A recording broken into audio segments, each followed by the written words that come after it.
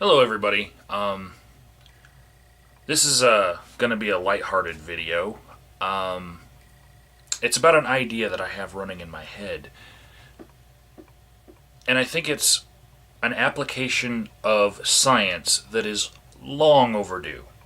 Okay, so a little backstory on what led up to this thought in my head. Two birthdays are happening today. One is for Thunderbolt 94, my good friend Jacob, and the other is for my nephew, Silas, and he's turning 3 today. Jacob, I believe, is turning 23. Everybody go to Jacob's channel and tell him happy birthday. So, here's what's on my mind. Many of you who have followed my channel since its inception know that I'm a bit of a germaphobe. And it doesn't present itself all of the time. You know, I have it under control most of the time. But sometimes it presents itself in weird ways, such as I won't even drink out of the same Mountain Dew bottle as my girlfriend, even though I would kiss her the next moment. There are things that don't make sense about it, and I realize that, but I'm trying to deal. But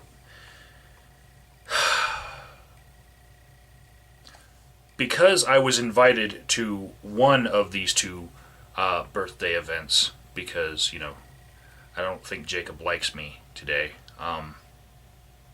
but my nephew does.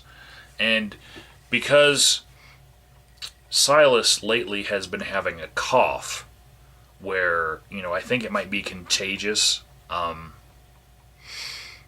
worried about eating a birthday cake after he has blown out the candles on that same birthday cake, because the candles are right on the cake. And we know about communicable diseases, and we know that, that's one of the ways you can catch things by germs coming out of someone's mouth and onto your food, and then you eating it, So, yeah, and this could be just as applicable to the people going to Jacob's birthday party. I mean, we all know he's a player, and he probably has clapagon or herpessyphilades, and you don't know where his mouth has been. I mean, he dates a different girl every week. So, yeah, there's probably going to be germs on his birthday cake. So, what I'm proposing here is that we take our knowledge of how things are transmitted, and we use it to prevent birthday cake transmitted diseases. Now, my first proposal is that we change the birthday cake tradition to where the candles are lit and the cake is intact, but once the birthday song has begun, somebody who loves the person that is having their birthday party, somebody cuts the cake while the song is sung, and they take out the portion of the cake with the candles.